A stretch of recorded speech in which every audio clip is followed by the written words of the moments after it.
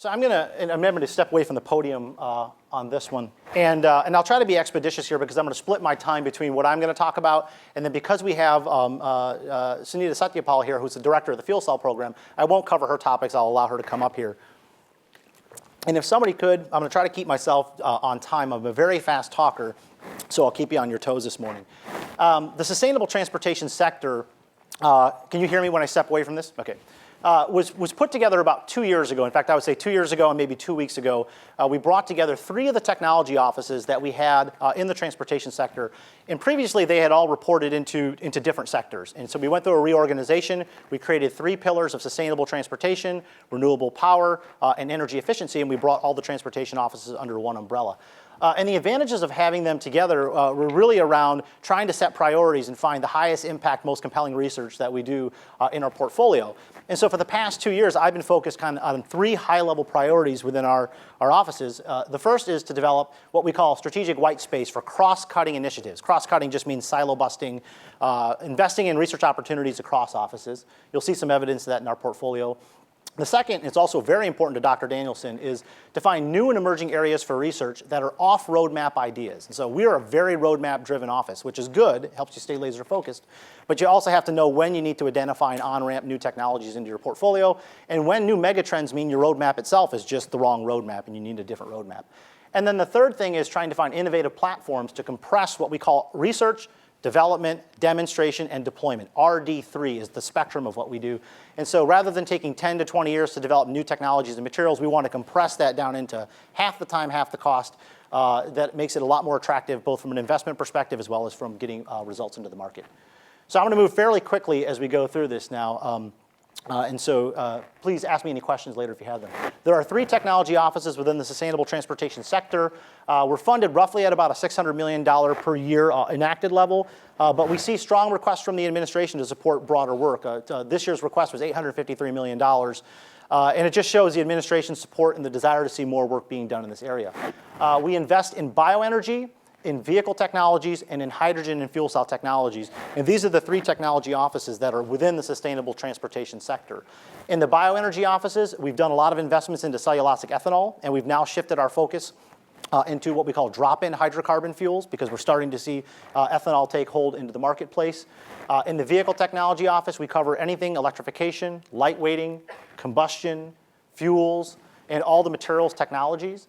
And then in hydrogen and fuel cells, we cover both the on-vehicle systems, the off-vehicle systems for production of hydrogen fuel cells and renewable hydrogen. This is not meant to be, you have to have an eye chart if it's a government presentation, so I had to throw this in there. We're a metric-driven organization, and I put this up there just so people know that working with our stakeholders, we work to targets on research that either drive the proper economics behind our technology or identify what we think are the amount of headroom we have in performance for various technologies. And then when we get to the end of a program, we have to ask ourselves the question, should we continue it or not, and should we sunset it or not? And a key point for me on success is sunsetting a program because you've achieved something is not a bad thing. It's actually a good sign of our research. And so we work with our stakeholders to drive to these targets. And this is just a broad set of the highest level targets that we do on cost and performance. We work closely with industry. We have 2 government partnerships, one called US Drive, which works on the light-duty sector with the big 3 automotive, Tesla, all of the energy companies and the utilities. And then we work with 21st Century Truck on the heavy-duty side. And the goal of having these partnerships is to make sure that the research we're doing is highly aligned to the needs of the market, but is properly set in terms of what's the proper role of government, meaning we don't want to be in the product development space, we want to be in the research space. And so we use these partnerships to make sure our portfolio is well represented and reflects the needs of the market. I'm going to now jump through some of the technology offices specifically here, the first one being the Vehicle Technology Office. One of the biggest imperatives we have is our EV Everywhere Grand Challenge. This is the presidential grand challenge to make plug-in electric vehicles as affordable as gasoline vehicles by the year 2022.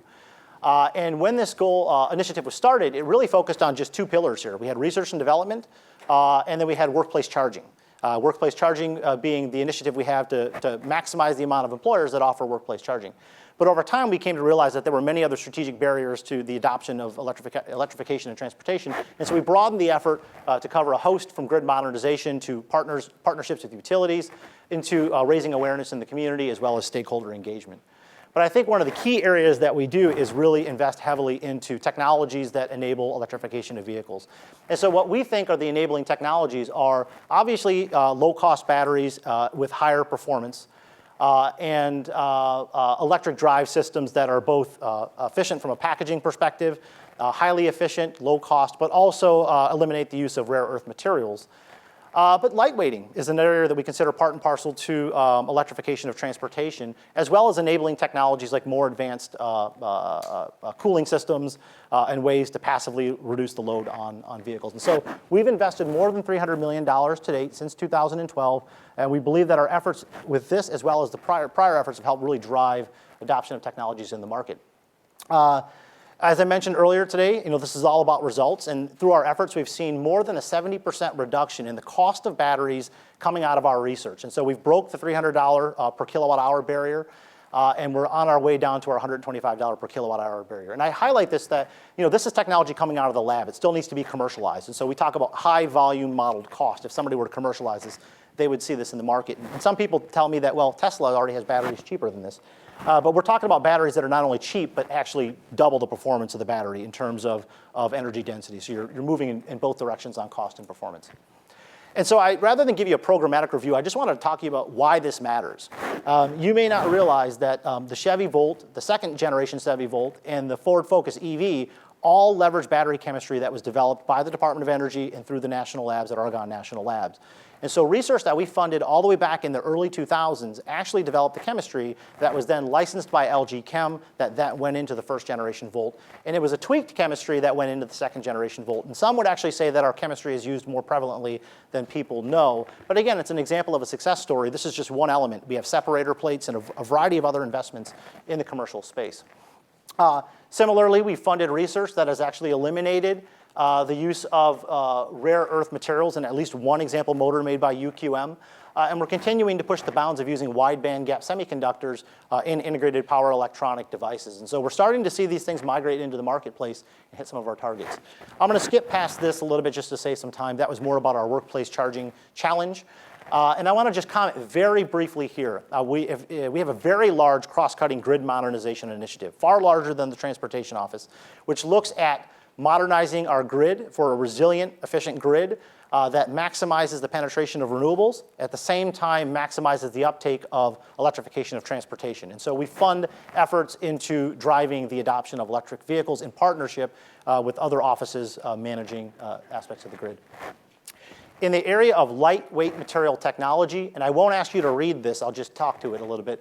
We have 4 key areas that we work on. We have advanced high-strength steel, we have aluminum alloys, we have magnesium alloys, and we have carbon fiber composites, and then the mixed material systems and the joining methods for those systems. And these are kind of listed in order of cost and benefit, meaning the further we go towards aluminum and magnesium and carbon fiber, the better we get on the weight benefits, the harder we get on the cost benefits, and the more compelling the research that we have to do in these areas. And so I could talk ad nauseum about all of the interesting technologies that we've developed in the area of lightweight materials, but I wanted to just give you one example of a partnership that I think we're very proud of. We partnered with Ford Motor Company and VEMA, which is a division of Magna, in a 50-50 cost share project to demonstrate with available technologies today just how light we could make a vehicle. And so we had a program called the Mach 1 program in which we heavily lightweighted a vehicle. And you see just some of the substructures here using aluminum and various materials, as well as all the way down to carbon fiber coil springs and carbon fiber rims that are actually now on the Mustangs in the markets today, carbon fiber oil pans. I mean, this car was engineered down to Gorilla Glass, for the car. And we were able to show that we were able to build a car that could remove 800 pounds of weight and take it from a compact class of a Ford Fusion all the way down to a subcompact class with materials that are available today. May not be fully cost competitive, but they're available today. And then we crashed the car to show that you could crash a lightweight car and still have adequate safety. And so, again, 25% weight reduction, and you've seen Ford leading in the marketplace in terms of trying to get technologies out there fast. And so we're very proud of this effort here. Combustion is still in vogue. In fact, as my colleague here will tell you in the front row, it's not just one of the primary modes of improving efficiency. It is the mode that is nearest term in terms of the predominance of engines and the fact that engines are going to be around for a while. So we could debate, I mean, our goal is to get to electrification, but we have to take care of our engines. Our research here focuses on kind of three primary areas with the overarching goal of getting to a 35% fuel economy improvement in passenger car for gasoline spark ignition and a 50% improvement for diesel. The three key areas here, which are kind of diversified here in the matrix, is a focus on in-cylinder processes, so combustion phenomenon inside the cylinder, emissions and aftertreatment, and although we are not EPA, we have tightening emission standards, and there's a penalty for those emission standards in terms of the fuel economy. So in terms of developing catalysts that can handle advanced combustion regimes, we do focused efforts there. And then on the overall engine systems, whether it's air handling, turbocharging, boosting, the controls, thermal management, and fuel injection. And our goal here is to really try to get ahead of combustion into some advanced combustion regimes with a focus on what we call low temperature combustion. Some of you may be familiar with things like HCCI or homogeneous charge compression ignition, dilute gasoline or lean burn technologies, and then clean diesel technologies. And the goal of these is very simple. We want to design combustion strategies that keep us out of the soot formation range, that keep us out of the NOx formation range, and that can be run at appropriately lean levels without the formation of those. And you can see how low temperature combustion, it's not really low temperature, it's just moving you out of the way of harmful emission formation. We have a strong effort on fuels and lubricants as well. And so we look at all of the swath of alternative fuels, enabling fuels from natural gas to biofuels, as well as looking at how those fuel properties enable combustion and advanced lubricants, whether they be rear axle lubricants, gear oils, transmission oils, and engine oils. And so there's still a lot of work being done in the fuels and lubricants area. And as I'll talk about momentarily, one of our key initiatives is to try to find ways to work across offices and across sub-programs. And so these sub-programs, generally, they work together, but we haven't had many cross-cutting programs that say, how do you design a fuel in conjunction with the engine, and how do you use that to maximize benefit? And so what you might be hearing a lot of in your own research from industry is the desire for octane. As fuel efficiency standards go up and up and up, people are clamoring for octane. And autos will tell you all octane is good octane, or all octane is good no matter how it's made. But octane comes from energy-intensive processes when you make it from crude. And we believe that there's more to these fuels than just octane. And so we've started to look at just how fuels constrain engine designs. The fact that we design vehicles to work on 85 octane Rocky Mountain fuel in Colorado means that we're leaving a tremendous amount of fuel economy on the table that we know how to get to today if we just were to optimize the fuel. And so we've started a study to look at things beyond octane, to look at things like flame speed and other parameters, heat of vaporization, things that we think that we can independently tune in a fuel and take performance above and beyond what you get from premium gasoline today. And then we're also looking at the fact that engines will dominate the landscape for some period of time. The turnover on a fleet is 17 years, and we still see the predominant source of power coming from engines. And so how do we then take those fuels and use those fuels to open up the design space on the engines to really maximize performance?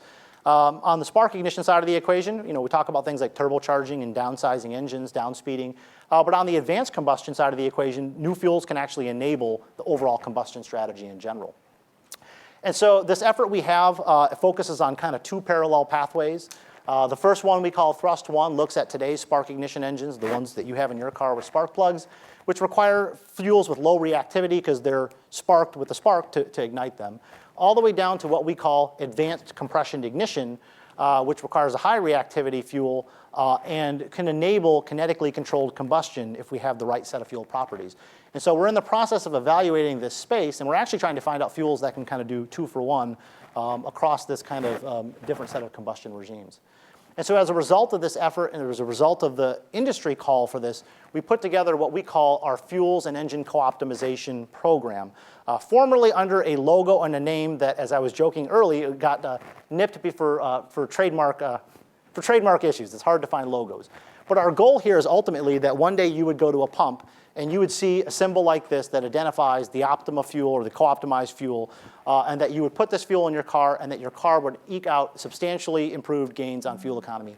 And we believe that we can get 15 to 20% more fuel economy than the 35% that I just mentioned earlier. So 35% through our advanced combustion initiatives, and another 15 to 20% out of engines today just by optimizing the fuel in the engines. That's total of 50% on combustion. It just shows you the importance of working across boundaries. And as I'll talk about later, this effort cuts across the vehicle technology space and the biofuel space. And so having two offices together, we are now tailoring biofuels in a way to achieve these performance characteristics. And it makes it interesting because biofuels can only reach about 30% of the total market if we cultivate the entire volume of available biomass. If you just make it as base gasoline, it goes into the supply chain and it's non-differentiated. But if you can actually extract performance out of it and use that 30% for benefit, you actually get a value that is a substantial improvement in fuel economy. I'm going to start to move at a little bit faster clip so I can have my colleague here up here. Supertruck 2 and Supertruck 1 are two big initiatives we had to improve the freight efficiency of Class 8 long-haul trucks. And when we started this program, we funded 4 of the major partnerships covering 95% of the heavy truck market. And they surprised us all. We set a target of improving freight efficiency by 50% while improving engine efficiency by greater than 50% brake thermal efficiency. And we got trucks that were coming in greater than 10 miles per gallon. So if you think about an average Class 8 truck, 5-6 miles per gallon, we had one team get all the way up to 12 miles per gallon by enhancing aerodynamics, enhancing combustion, enhancing light weighting. And they did so with technologies that we're actually starting to see in the marketplace today. So when you drive by a truck and you see side skirts on a truck and you see advanced aerodynamics and you see rear end configurations that help with drag, many of those technologies have come out of this program. And so we're announcing a Supertruck 2 program that'll go out this year, and that has the ambitious goal of increasing freight efficiency by 100% beyond a 2009 vehicle today. And for those of you who like to order things on Amazon, you'll realize that freight is going up, and it's only going to continue to go up in terms of its contribution to fuel consumption. And then within our portfolio, we do what we call outreach, deployment, and analysis efforts that engage through our Clean Cities coalitions with the communities to help them deploy alternative fueled vehicles. We have about 90 to 100 coalitions that work across the country in various cities. And through those efforts, we've been able to displace about 6.5 billion gallons of petroleum cumulatively since the start of the effort. Many of you may be familiar with our Alternative Fuels Data Center and our fueleconomy.gov worksite. And that we have our EcoCar 3 program. And is there an EcoCar program here at Stanford? I'm just curious. If not, we should probably try to get you signed up for it. I think some 16,000 students have gone through EcoCar 3, and we find it to be one of the best places to recruit people with automotive experience. And then our efforts in green racing help push the visibility of advanced fuels and engines to a broader market. I want to just talk briefly about the system level discussion because I was mentioned earlier about components and systems. So our typical focus today, as I would say it, is to do component level research. We focus on the widget that goes into the car to make the car better. So the better battery, the lighter weight material, the better engine, and we make an independently unconnected car more efficient. That's our focus today. And it's subject to all the behaviors of drivers. So a driver can go in and toss all the fuel economy out the window. And we know that tomorrow it's going to be an increasingly system-level focus with a concerted, more automated, connected system that works in concert with one another, and that the car may or may not be the centerpiece of the transportation environment anymore. It might be a multimodal system, and that we have a managed set of behaviors and decisions. And so we've started a new initiative called Transportation as a System that explores these untapped system-level efficiencies across 5 pillars of connected and automated vehicles, multimodal transportation, vehicles and fueling infrastructure, and urban systems, and most importantly, what we call mobility decision science. The decisions that people make that we need to understand in terms of how they interact with the whole Internet of Things and the whole mobility system writ large. And so we were very pleased to see a $20 million request in our budget this year showing that we're actually putting a very concerted effort in this space. And so why are we doing it? When I first asked the question, should we work on connected and automated vehicles? The first thing that we were told is people thought we were jumping on the bandwagon. Like DOT had control of this, industry's on top of this, why is DOE playing in this space? And so we conducted a preliminary study at the national labs and asked them, so what are the energy implications? And they came back and they said, well, on the upside, it could be really great. We can get a 90% reduction in our energy consumption beyond what we think we're going to get to by 2050 through deeper electrification, traffic flow smoothing, all of the things that we think will enable better transportation. But on the flip side, because of what we call the rebound effect, we think that we could have double the energy consumption as a result of these technologies because people are traveling more, traveling faster, traveling longer distances, and in the end, we think that vehicle miles traveled could go more than 1 trillion miles more than what we have today. And so you get more efficient vehicles and using a lot more of it. So again, we're doing a lot more research in that space.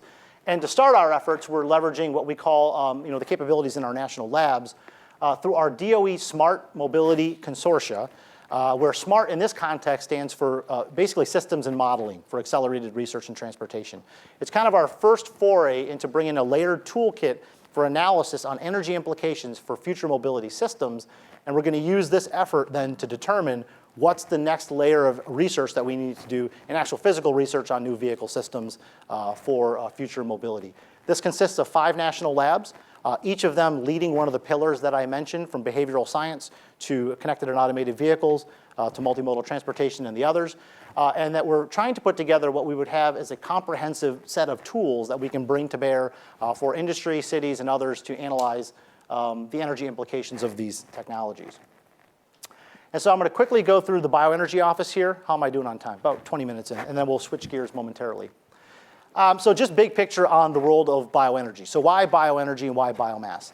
We have about 1 billion tons of biomass that can be produced sustainably between 2030 and 2040, not including things like algae, so terrestrial biomass resources. And these resources enable a number of different things, from creating jobs in rural America to keeping dollars inside the country from imported oil to generating power, and then most importantly to producing a substantial amount of our fuel needs, as well as some high-value chemical needs that we can get through biomass. And so this is something that we call the billion-ton bioeconomy, which is an initiative that's actually being rolled out as we speak this week, I think, in terms of codifying our efforts with multiple agencies about how we go and take 1 billion tons of biomass and put it to good use in service of our economy and our environment. Our goal is to displace an entire barrel of oil. So if you look at a barrel of oil, only about 42% of that goes towards gasoline. And our goal is to eliminate all of the uses of a barrel of oil. And so our research efforts cut not only gasoline, they go into jet fuel, into chemicals and products, into renewable diesel. Again, the goal is to displace all of these with drop-in fuels. Just going to highlight a few things here in terms of how we do our research.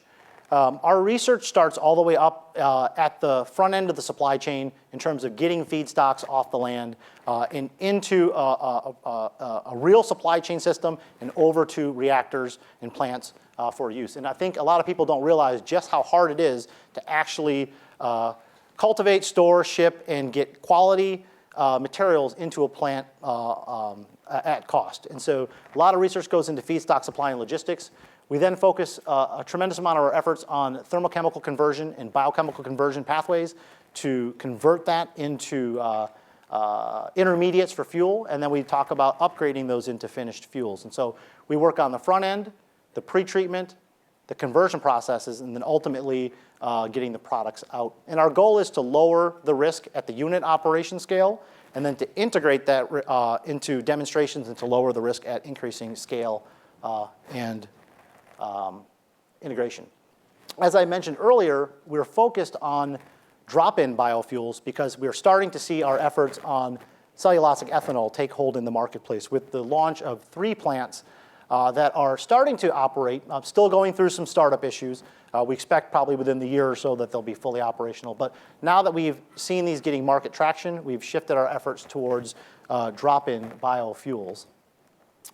And so in the area of drop-in biofuels, we fund a lot of pilot scale and demonstration scale efforts. And the goal of these pilot scale and demonstration scale efforts is to shepherd our technologies out of the lab and towards the market. And what we find is that by investing in these pilot and demonstration scale facilities, we're able to significantly lower the risk such that companies can go access bank financing and build their own commercial scale plants. This was a project that we did with the Department of Navy and USDA under a memorandum of understanding to invest up to $510 million to get near-term biofuel technologies commercialized and at scale Originally, the plan was that we would produce fuels that could be purchased by the Navy and other military agencies to meet mil specs on jet fuel. What we're finding, though, is United, Cathay Pacific, Southwest Airlines, and others have all signed up to buy offtake agreements to these plants because in aviation, you can't put batteries on a plane, and you can't, there's not many other options you have other than to have a dense liquid fuel. And because of low fuel prices today, many of these companies are taking those profits and reinvesting them into biofuels so they have a lower volatility resource in the future. It's very smart thinking. And so we think that biofuels has a very strong play in the aviation sector. And so building on that, we've partnered through what we call the Farm to Fly initiative with the Commercial Alternative Aviation Fuels Initiative called CAFE. And again, this is talking about kind of writ large enabling certified biofuels for use in aviation. And I think that we've done some studies that show that we could potentially displace a large portion of the jet fuel market with biofuels if we were to actually dedicate all the resources towards that end. But the goal of CAFE is to have 1 billion gallons of aviation biofuel by 2016. And we're starting to see some discussions around emissions requirements for international flights and how those things need to be managed. And so people are trying to get ahead on the carbon game for jet fuel. And then we also have a focus on bioproducts. And so previously in the past, Department of Energy had tried to take a focus on bioproducts and had been told that we're the Department of Energy and not the Department of Products. But as of late, I think it's been acknowledged that products actually will help seed the market with high-value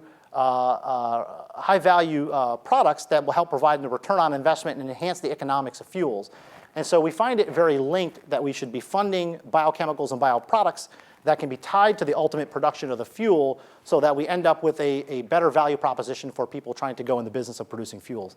Fuels are very low margin. You have to get to very, very high scale. So in the meantime, how do you take a portion of it and apply it to very high value resources? And if you just look at the numbers here, 16% of petroleum goes towards products, but $812 billion of value come from it. 76% of petroleum goes towards fuel, and you only get $935 billion. So you can see that a very small amount of petroleum goes a long, long way in terms of generating products. We don't actually make Gore-Tex jackets and the shoes and the like. We make the functional intermediates that can be substitutes for people who purchase chemicals and can then use them in the production of products. And then lastly here, before I hand it over to Sunita, I just want to comment about, we talked about innovation platforms to reduce the cycle time it takes to conduct research and development. One of the biggest challenges we have is that it takes 10 to 20 years and hundreds of millions of dollars to get a new chemical, get a new material, get a new product into market. And if any of you here are obviously familiar with the venture capital cycle, 20 years to get a new product to market is too long to be investable by design. And so one of the things that we've been doing both in the inorganic material space, so lightweight materials and others, as well as in the organic material space, is developing the platforms that enable us to dramatically compress that development lead time and cost. And so we launched an effort this year called the SynBio Foundry, which is a subset of engineering biology looking at synthetic biology. And the fact that we have had dramatic improvements in the cost and throughput that we can help engineer organisms and essentially iterate different permutations of what we want. And so what SynBio Foundry really does is allow us to design organisms using host chassis organisms, quickly iterate, build high combinatorial sets of Jay's looking at me if I'm using the right words or not. But long and the short is, this is a high throughput combinatorial experimentation set that we can use to design organisms, to design the genotypes that go into the organisms that produce the chemicals we want, to rapidly build them and to scale them up and to test them, and then to have machine learning that helps us cycle back through and do many, many iterations before we take it to see if we can scale it up and before we then take it into the marketplace. Right now, what you have today are people take suboptimal organisms. They don't have the time or the money to engineer those organisms, and so they just take it all the way through linearly into scale up, and they often experience trouble in the scale up phase, and they often have high cost failures. And so the whole point of this is to provide an open source platform for the scale-up of biofuels and bioproducts using synthetic biology tools. And so with that, I will stop, and I will hand it over to Sunita, who's going to talk about the Fuel Cell Technology Office. And then we can circle back on questions. Great. OK, thanks. Can everyone hear me OK? it? Okay, well, first of all, I was going to ask how many of you here are students or postdocs, if you can raise your hands. Oh, wow, okay, great. And how many here are faculty? Okay, well, I've done a number of things. I've been at DOE over 12 years now. I was in an industry, and I actually was a professor. I did a visiting professor position for a couple of years at a small liberal arts school at Vassar College. And one of the courses I had to teach was quantum mechanics at Monday, Wednesday, Friday, 8 a.m. in the morning, which you can imagine is the worst combination. And so one thing I had to do, this was my first job out of grad school, and I had some trouble getting my students to come at 8 a.m. in the morning. So what I did, and hopefully, sorry for the students, but hopefully faculty won't get any ideas here, but I gave a quiz every single day, 8 a.m., just a 5-minute quiz, only on the previous class notes so that they could stay connected. And I had an integrated grading system. If they did well in the quizzes, they could get make-up points for the exams and so forth. But it was my only way to get people to come and stay awake. And so since it is a little bit late in the morning, I'm going to start with a really quick quiz. But don't worry, it's not quantum mechanics. So fuel cells are a very emerging field. How many people are familiar with fuel cells? If you can just raise your hand. Okay, not a few people. The faculty don't count and don't answer this question, or the DOE folks. So how many fuel cells do you think were sold, commercially sold last year? Any guesses from the students? Or actually, this is 2014 data. We're still getting 2015 data. Who said that? Okay, so 50,000 were sold. And so, again, this is an exciting time. For those of us who've been in this field for so many years, it's finally beginning to get commercial. So you see steady, almost 30% growth in terms of commercial fuel cells shipped. The next question, where do you think what application, or where do you think most of these fuel cells are shipped? I already gave away the application, stationary. So what country, any guesses? Who was that? Japan, yes, you're right. And so we're now seeing major companies, Panasonic, Toshiba, that are actually, they've commercialized and they're selling small residential fuel cells. Especially ever since Fukushima, so they're providing reliable power, hot water for homes, and so we're really seeing the takeoff there. And then for the first time in history, really, we have commercial fuel cell cars on the road running on hydrogen. Toyota just started selling. Hyundai's been leasing, and Honda just announced a couple of weeks ago at the DC Auto Show that they're going to be providing their cars commercially this year. So it is a really exciting time. So I'll give you a quick summary of the fuel cell space and where we need more R&D needs. And so first of all, hydrogen is what's powering the fuel cell vehicles. You can produce hydrogen from diverse domestic resources, but it is a carrier. And it takes energy to produce the hydrogen. So for example, steam methane reforming is the primary method from natural gas. You can split water using renewables, but it takes energy. So efficiencies can be as high as 70%, but that means you lose 30% of the total energy. But you can use the hydrogen in a fuel cell, which is much, obviously very efficient. And so you can make up for some of those losses. I'll talk about the question that was asked earlier. But you can use the hydrogen for a number of different applications here. And I'll be focusing on the vehicle application. So again, we look at the total efficiency, the total well-to-wheels emissions and petroleum reduction potential. You have to look at all the steps in the process. And if you look at today's vehicle, we produce about 430 grams. This is basically carbon emissions per mile. And if we had advanced combustion technologies and so forth, we can get quite a bit of reduction. And if we have fuel cell vehicles, if we produce the fuel cells from natural gas at the station, you still get a 50% reduction, again, in the total well-to-wheels emissions, carbon emissions, compared to today's vehicles. If we look at compared to future advanced vehicles, you still get quite a bit of a reduction when we produce hydrogen from renewables. And then obviously, the goal is producing hydrogen from renewables where we can get significant reductions compared to today's vehicles. So now, when it comes to the office, we are focusing, our mission is how do we enable widespread commercialization? I already mentioned that the fuel cells are starting to be commercialized, but there's still a lot of challenges. We don't want to overhype.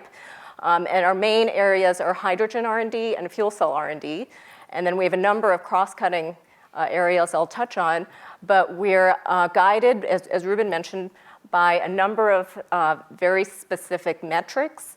So we're looking at how do we get cost competitive with incumbent and other advanced technologies, both in terms of the fuel cell, hydrogen storage, hydrogen.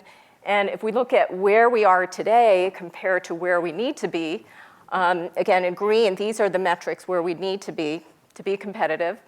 And what we do is we take the latest state-of-the-art advances and we project based on high volume, because obviously we're not producing at volume, where we are compared to where we need to be.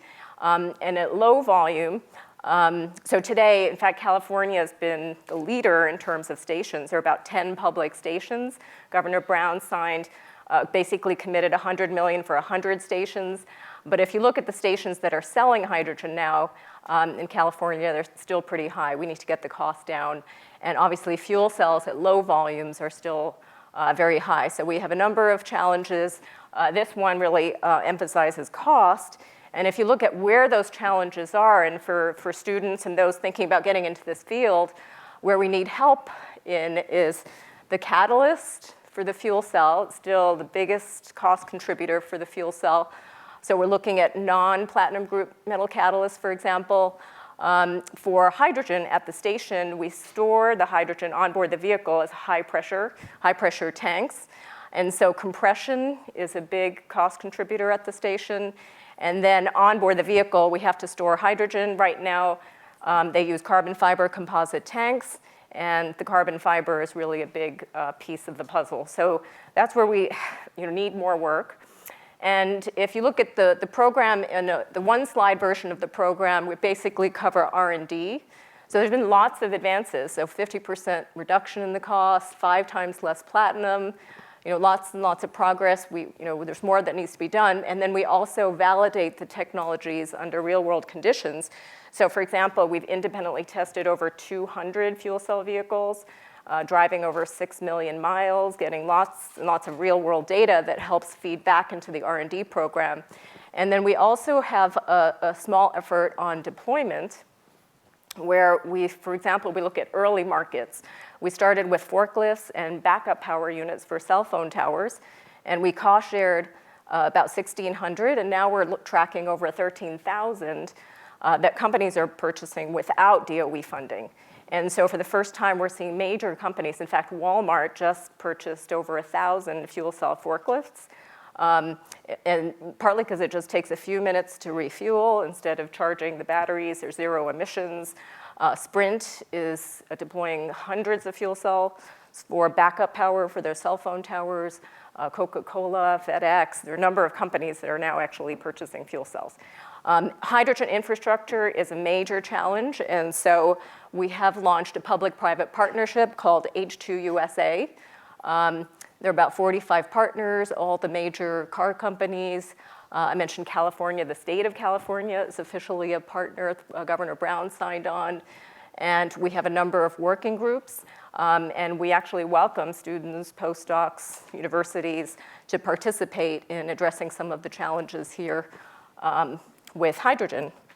So I'm going to end with just a couple of more technical examples. That's kind of the 30,000-foot level. And one of them is related to catalysts. So a lot of people think that catalysis is just a really old field. There's really nothing new.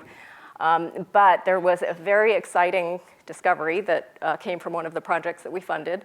And there was good science, but a little bit of serendipity. And so the researchers basically left the catalyst. This was a platinum nickel-3 crystalline catalyst, and they left it in the solvent a little bit longer than planned.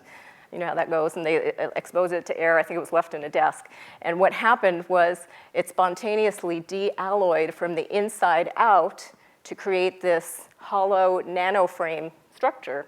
And what they found was it was platinum rich on the outside as opposed to nickel rich. And platinum is, as we all know, one of the best catalysts.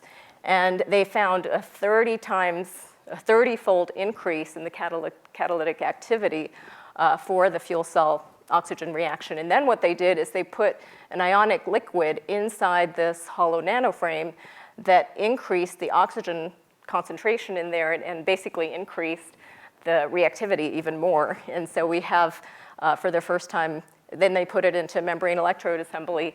And for those that are not familiar with fuel cells, I always carry this around. And one of these days, I think I'm going to get stopped at the airport. But this is a fuel cell. So you have hydrogen on one side, air on the other, oxygen from the air on the other side. And protons go through the membrane. Obviously, electrons don't, because then it would short out. And we've been optimizing this for years. And so now this size, just so you get an idea of power, this can power a light bulb. So we can stack these. The typical car has a fuel cell stack about this big, an electric motor, so there's no combustion, no pistons. And so we're looking at, how do we reduce the platinum catalyst in the fuel cell MEA? So that's one example. And then the other I'll end with is, how many people have heard of trigeneration? Okay, so we demonstrated the world's first trigeneration system. Cogeneration, most people know, or CHP, combined heat and power. And trigeneration, you actually produce heat and power, but you also produce a third component, which is hydrogen. And this also we demonstrated in California at a wastewater treatment plant. And basically, it's a high temperature fuel cell, and it used biogas from basically sewage waste. And so it just as in any fuel cell, you produce power and heat, but then off the anode, you can produce some hydrogen as well. And so you have this additional value-added stream of power and heat. So we have a station that has both natural gas and hydrogen from the Trigen system. So moving forward, I wanted to highlight a couple of areas that might be of interest to Stanford. So we have consortium projects that we're launching, one on fuel cell performance and durability, hydrogen storage, Materials Advanced Research Consortium, or HIMARC. And then we have two new ones, ElectroCat, which is going to focus on non-platinum catalysts, and then Renewable Hydrogen Production Consortium. And we actually have a workshop. One of our foremost PIs, who we actually nominated for a PCASE, a Presidential Early Career Award, Tom Jaramillo, who's at Stanford, is helping us host a workshop April 14th and 15th right here at Stanford, focused on, and we've been talking with Arun as well, on renewable hydrogen production. And so here the idea is that we're going to have a core of national lab capabilities, and then we'll have annual funding opportunity announcements where we'll have a steady influx of university, industry projects that can interact with the consortium. So, and we're very interested in trying to engage all of you. So I think what I'll do now is end with that. And then finally, how many people have actually driven or ridden in a fuel cell car? Okay, not too many.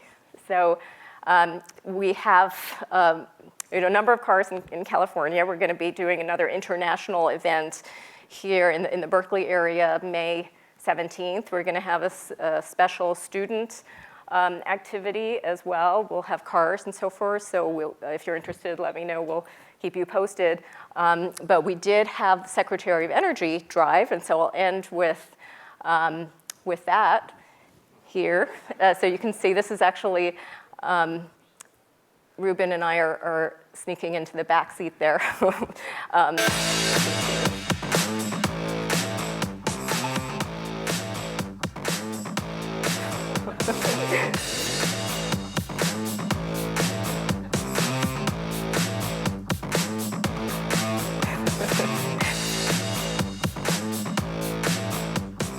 Okay, well, thank you. Great. So we did tell his Secret Service that he was only going to go around the block right in front of DOE, but instead he floored it. He went on Independence, on 12th, on C, and I don't know if you noticed, but his Secret Service was just following us in the back there.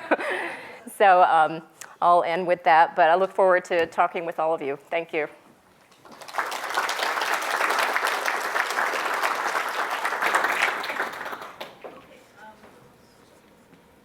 Maybe you both can just stay up there, and so we have some time for questions.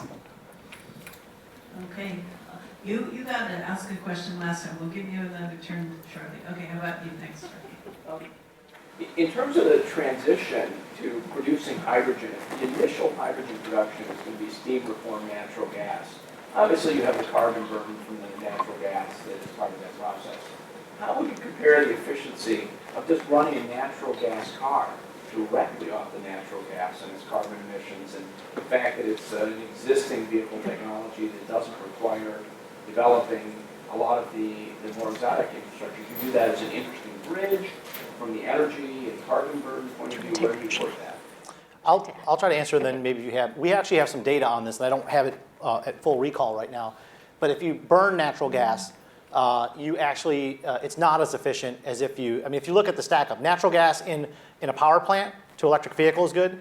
Natural gas, steam methane reforming to fuel cell is better, and burning it's the worst way to go in terms of light duty vehicle efficiency. You get either a 9% gain in greenhouse gas emissions if you ignore fugitive emissions, and potentially a negative impact if you include fugitive emissions. So what the chart was shown up here was, even with steam methane reforming, you get a 50% reduction in wells to wheel or even cradle to grave carbon by using steam methane reforming and then using the hydrogen in a fuel cell. And maybe I'll just add that, obviously we've been engaging with the car companies over many years, and even Honda is no longer, selling their CNG Civic. And initially we looked at distributed natural gas production, so to try to leverage the CNG infrastructure, but that's pretty complicated. And so I think the early strategy is to use the large central reforming. We already produce 10 million metric tons of hydrogen from steam methane reforming, and just deliver that hydrogen to the stations. And so as we look at our carbon capture or CCS programs, you could, basically you can, down the road, capture the carbon from the SMR plants. Whereas if you have it, so you have zero emissions from the tailpipe in the hydrogen case.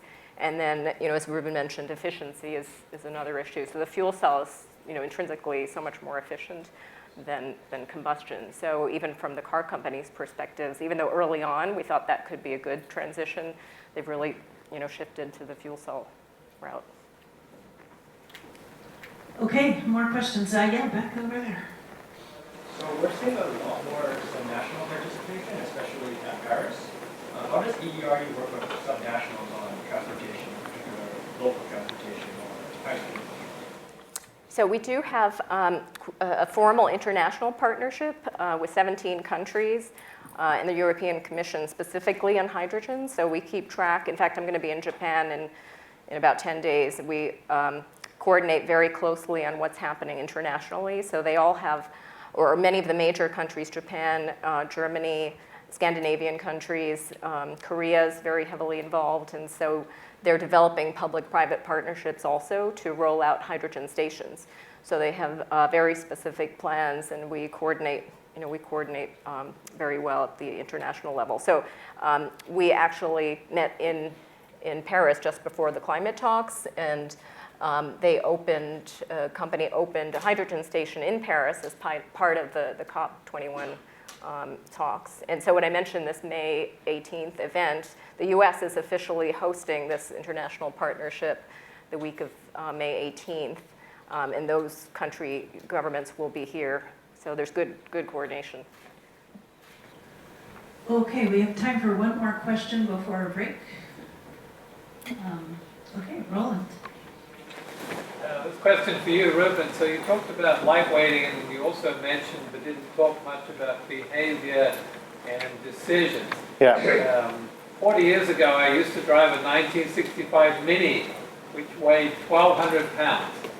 And today's Mini weighs 2,800 pounds. So certainly some of the difference is security and safety, but not 1,600 pounds worth. A lot of it is probably leather seats and widgets and electric windows and whatever. Yeah. How do we change behavior decisions so that people don't want 1,600 pounds of stuff in their car? Yeah, I wish I had a chart here. We have a great, there's kind of two answers to this question. One is we have this great chart that shows almost all of the lightweighting we've done has gone into structural components that need to be stronger and lighter to support all the extra creature comforts that we're putting in our car. So a large percentage of the weight has gone into safety, which is good. Cars haven't gotten lighter because of that. But in terms of comfort in other things, weight has gone up as a result of that. So I think one of those things is we need to figure out a way to drive behavior on that end. And I don't know how we would do that from a consumer perspective other than to continue to regulate from a cafe perspective and make the companies pick and choose what, they want to differentiate, right? So they're going to continue to add weight in some areas where they think they can get a value for that. The other piece is on the safety side. So there's this notion that if you had connected and automated vehicles or crash avoidance, you could lightweight vehicles. I've talked to consumers who have this impression that says a heavier vehicle is a safer vehicle. So why would you put me into a lighter vehicle? And I know in Michigan it was the same way. You felt safe in a heavy vehicle when I lived there. So I don't have the answer as to how we need to address that, other than the fact that we are contemplating these kinds of issues, particularly on the fact that a more optimal vehicle might be a substantially lightweight vehicle. How do you get a total shift, right, in terms of not having a consumer think that the lighter vehicle is the less safe vehicle? But it's a good, compelling question. We just haven't got an answer on it yet. Okay, well, thank you. That was really exciting and so encouraging, and we'd like to thank you.